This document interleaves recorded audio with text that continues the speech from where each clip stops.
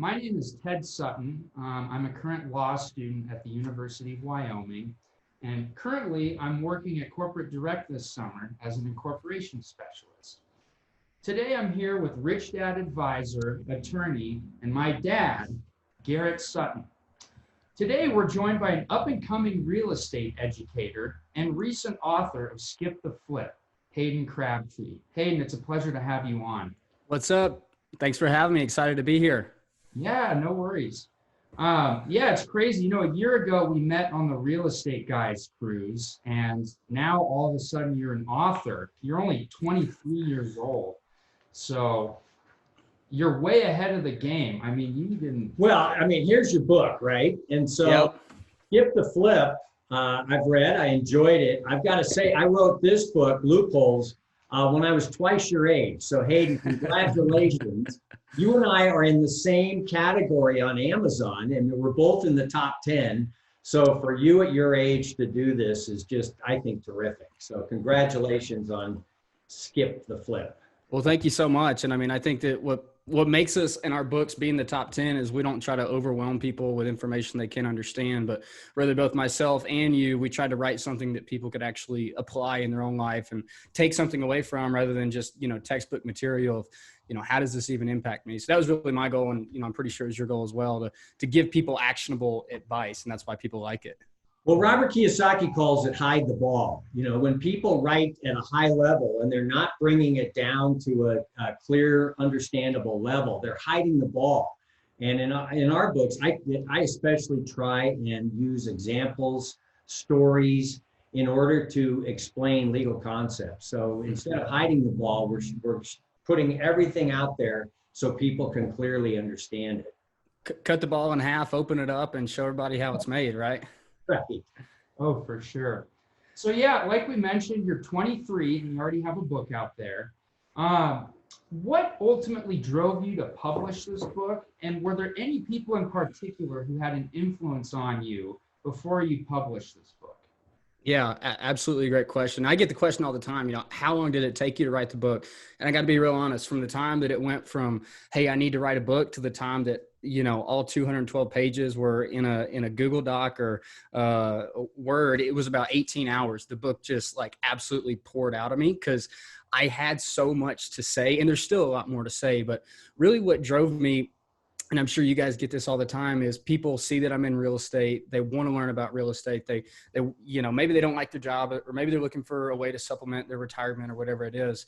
And the main question that I get is people my age or even older, up to people my parents' age, come to me and say, hey, it looks like you're killing it in real estate. I want to get started. I was on HGTV the other night and I saw this thing. They were talking about flipping this house. And I think that that's how I'm going to get started. And I just, and my eyes just go like this and I go, all right, listen, you need to skip the flip. And as I start to go into the process of telling people, in who I learned from mainly, obviously, is Robert Kiyosaki. My journey got started after I read Rich Dad, Poor Dad. And I knew that I had to see cash flowing assets in my life. And what the majority of people don't understand, they don't even recognize the difference between cash flowing, long-term tax benefit asset and a house flip that carries a lot of risk, a lot of hidden fees, and it's more of an active job. So that's why I wrote the book, Skip the Flip, and it goes through all the different details and benefits. You can have a single house, and depending on how you position your business model, it can provide a bunch of tax benefits, or it can actually tax you heavily. It can provide you long-term wealth and debt pay down and using debt as your friend, or it can become a liability that is the biggest expense in your life. So that's why I really wanted to write the book to just spread that out. It's, I think I put it through one of those things where it tests at what reading level is it. And I think what people like so much is that my book is I think it's a 7th grade reading level. So anyone can understand it, down to, I'd given myself this book as a freshman in high school, and it still would have had a super huge impact as someone who's 50 years old and, doesn't know about real estate, but wants to learn. Right. So I know you mentioned a lot about the tax advantages with buying and holding as opposed to flipping.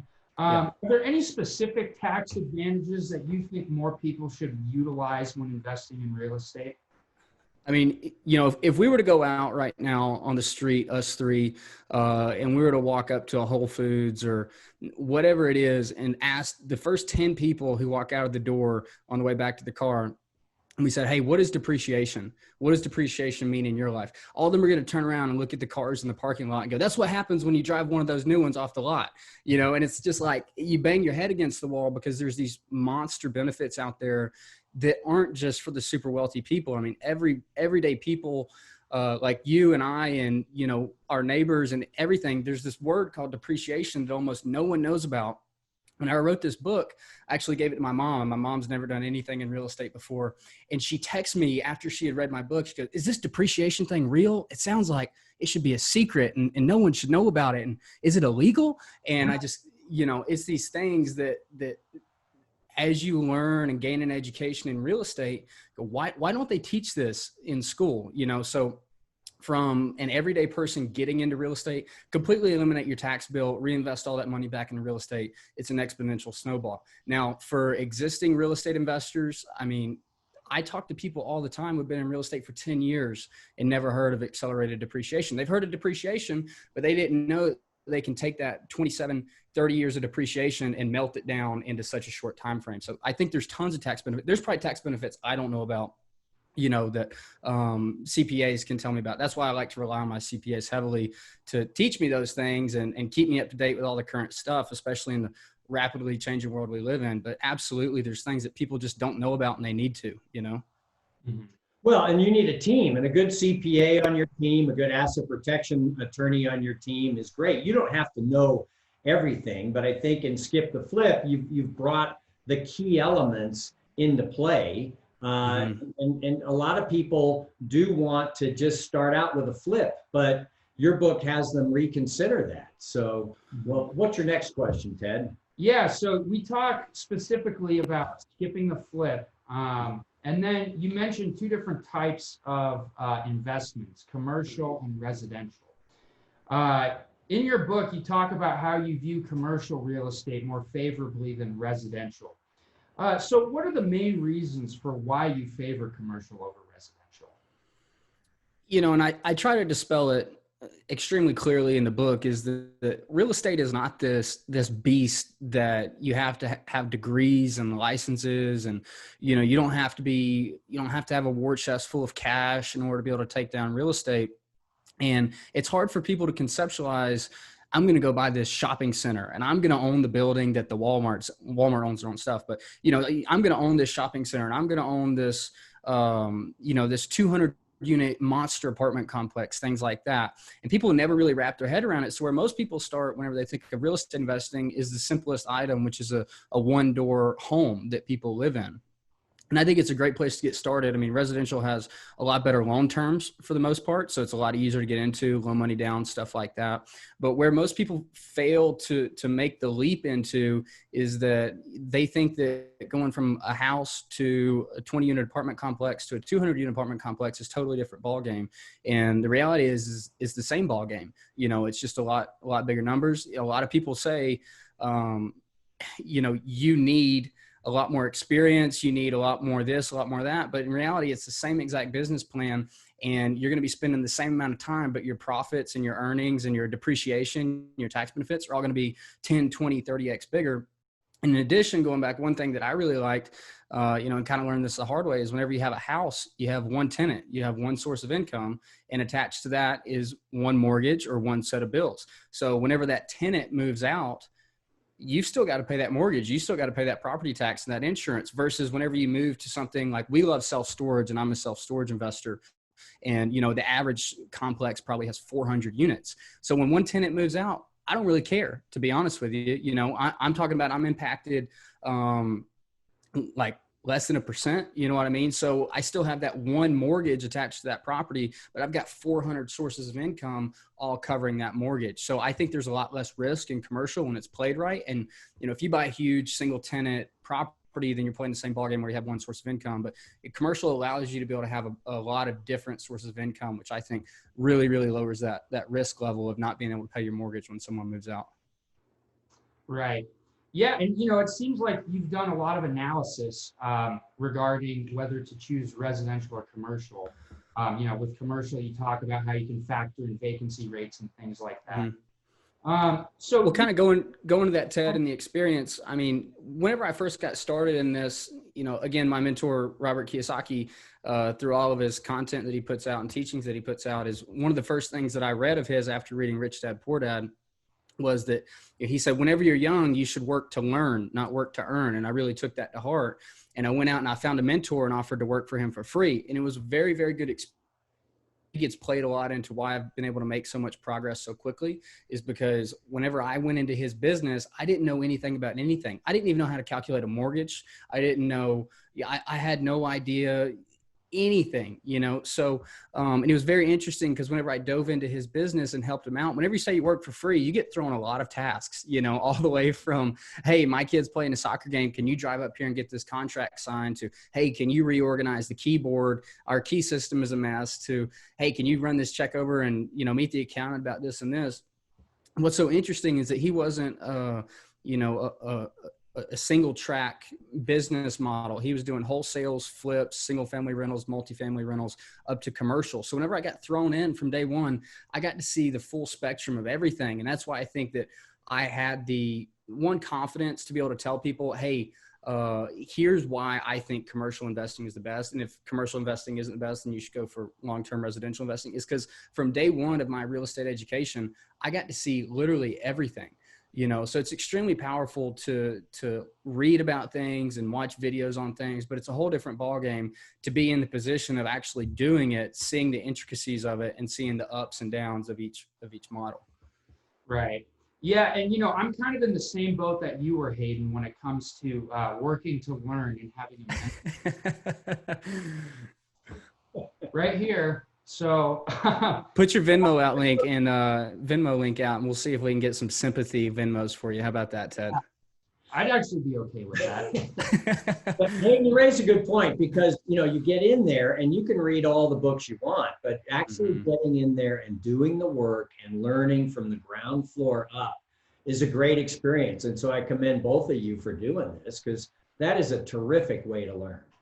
I mean, you better be paying attention, because if you're working for free and you're not learning and gaining skills, you're literally burning time. So yeah, I mean, I knew I had to make the most of it, because, I told myself when I was in college, I said, there's no way in the world that I'm going to go work for somebody else in a desk. It's just not who I am.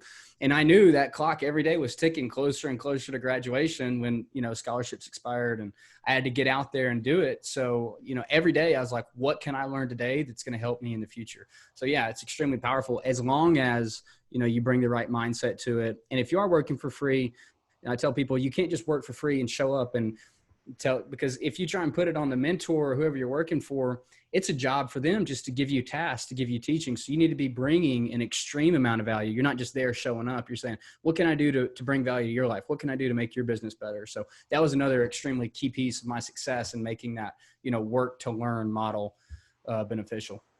Yeah. Yeah. And that's really good advice. And, I've sort of followed that same motto as well. So, I wanted to go back to analyzing the value of properties. Sure. You spent one section of your book talking about it and, talking about underwriting each of them. Mm-hmm. Do you believe that more people should do their due diligence in this area before deciding to purchase a property? And how often do you see people make the mistake of not properly underwriting each property they look at? Every day. I mean, I've talked to people with several properties who have read my book and messaged me or got my phone number and, hey, I got 3 rentals looking to make this step up. I'm like, that's awesome. And they want to help me, like, hey, how do I get into storage or whatever?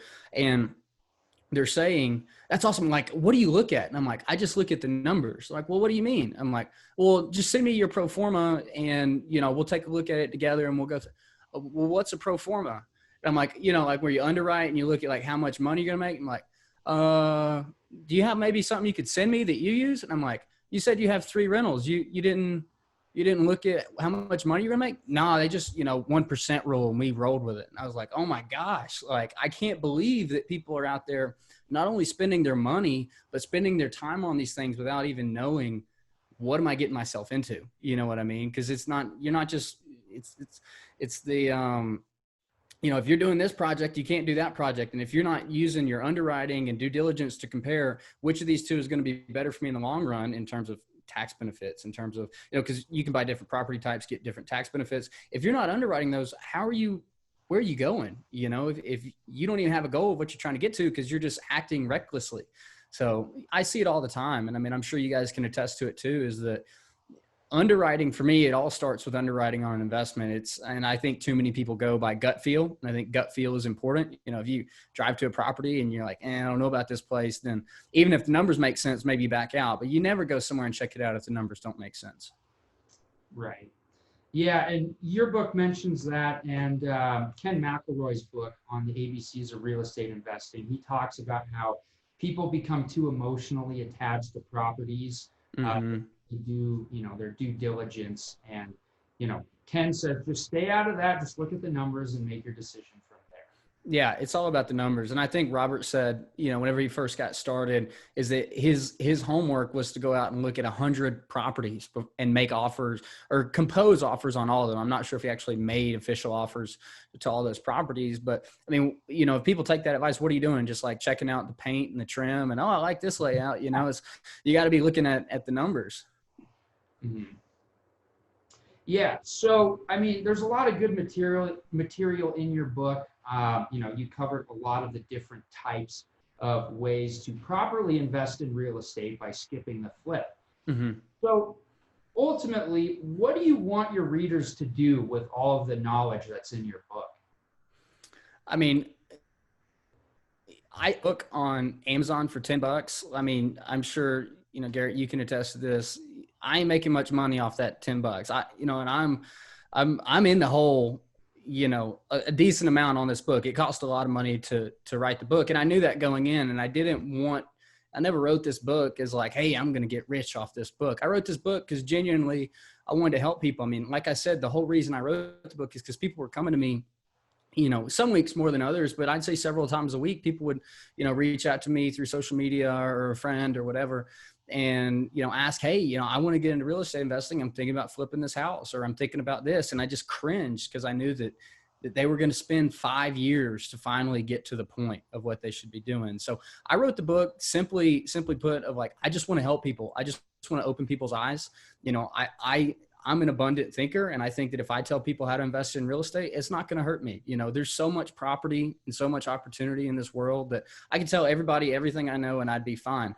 So, if I can help other people build goodwill and help other people become wealthy or not pay taxes or, create enough secondary income in their life to quit their job or whatever it may be, then I'm just in it to help people, open their eyes to everything that's out there and available at your fingertips. You just have to grab it in terms of what you can do with this. And it's really not that difficult, Well, when you put good information out there, you will benefit. It's not a financial thing, but if you goodwill and the education you put out there, helping other people, you will benefit in the long run. Relationships too, I mean, one thing that's helped me a ton is, to be an author helps a lot. People reach out to you. And I mean, a lot of times they ask you for advice, and that's in its of itself like a liability. But again, if you can help people build the goodwill, I'm a firm believer it always comes back around. So for me, this was really a way to scale those conversations, to sit down and go through point by point. And, it's not the most in-depth. This doesn't tactically give you exactly how to figure out exactly how much depreciation you're going to have and blah, blah, blah. But I believe it covers every single base of what I would want to tell somebody that they should know about and research more at, say, a lunch, if I were having lunch with somebody to teach them about real estate. And that's essentially what the book is a way to scale that conversation and impact more people. That's great. Yeah. So there's a lot of overlap between your book, Skip the Flip, and Loopholes of Real Estate, which was published by Garrett. So since Hayden gave his reasons for publishing his book, what was the reason for publishing Loopholes of Real Estate? Kind of like Hayden, to provide people with this information. I became a Rich Dad advisor in 2000 and wrote the book on incorporating and using LLCs, which is general information, but there was a lot of information about real estate law that was going unnoticed or unwritten. And so Robert Kiyosaki asked me to write a book that covered these topics. And again, you try and write it in a very clear manner that demystifies the legal concepts.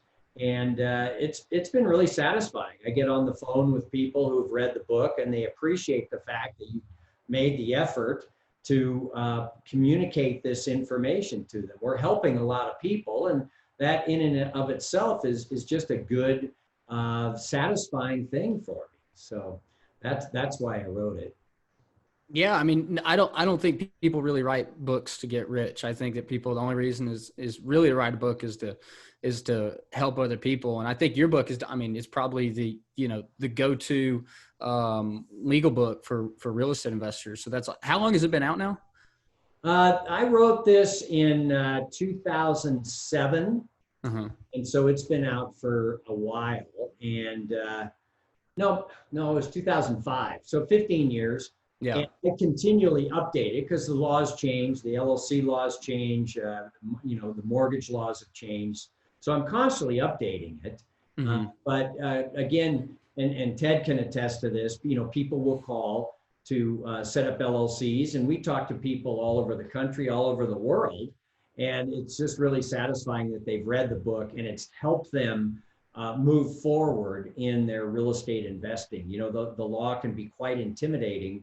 And to have a manual that makes it less intimidating, great. And that's why I like your book, Skip the Flip, Hayden, because too many people think that is their way to go, is to buy that house and flip it. But as you mentioned, there's all sorts of tax consequences when you have a trade or business, which flipping houses is a trade or business. You've got payroll taxes, you don't have capital gains taxes.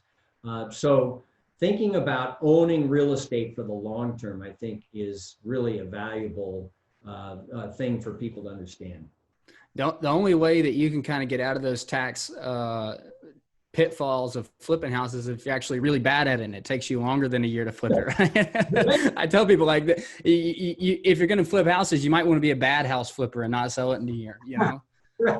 Lower tax rates if you're bad. Yeah, exactly. So I know that, Garrett, you and I talked last year on the cruise, and I think it was our first conversation, and I asked you a question about advice that I had gotten from my local attorney, and this was before you. And the question is that I had an LLC that owned property, and I was in the process of acquiring another one. And my attorney had told me, he'd given me legal advice that said, just throw that property in the same LLC you've already got. And I asked you that question, your eyes just get big. He's like, he told you what?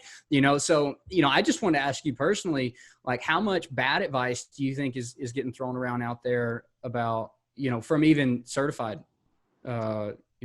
lawyers? Well, that's a good question, Hayden. I think, there are a lot of great attorneys out there, but there are a lot of attorneys that may not specialize in asset protection, right? So they're a general business attorney. Mm-hmm. Maybe they do some family law, and maybe they do some, personal injury law. And so they don't really focus on the asset protection. And if you're not focused on it, you may think that putting 5 properties into one LLC is okay. Mm-hmm. But it's not, because if you get sued over one property, they can get the equity in the other 4. And that's why that was a valuable conversation that we had, because, there are attorneys out there that don't appreciate the subtleties of mm-hmm. protection. So it's not that they're bad attorneys, it's just that they're generalists. And you really need somebody who is a specialist when it comes to these types of issues. Just like a doctor, right? I mean, I think that asset protection is like brain surgery. You don't want your general doctor that you go to for everything performing brain surgery on you, right? Not me. No, I'm not doing that. Cool. Yeah, well, that was actually an interesting point to bring up about specializing in a certain area. But yeah, so there's a lot of commonalities, a lot of similarities between Loopholes of Real Estate and Skip the Flip. The nice thing about both of you is that you care more about helping people instead of, putting the book out there to generate money, generate passive income. You actually care about, the people who acquire this knowledge. So for those, obviously, there's many of you have read Loopholes of Real Estate, but for those who have not read it, I strongly recommend you guys purchase Skip the Flip, because There are a lot of good nuggets of information in here regarding how to properly invest in real estate. And with that being said, thank you for your time, Hayden. It was a pleasure talking to you today. Hey, always good to talk to you guys and catch up. I'm extremely bummed this whole Corona thing has us doing this virtually rather than, in person in the Bahamas. But, we may do, right? Yeah. Great talking to you, Hayden. Good luck with the book. All right, guys. See ya. All right. See ya. Take care.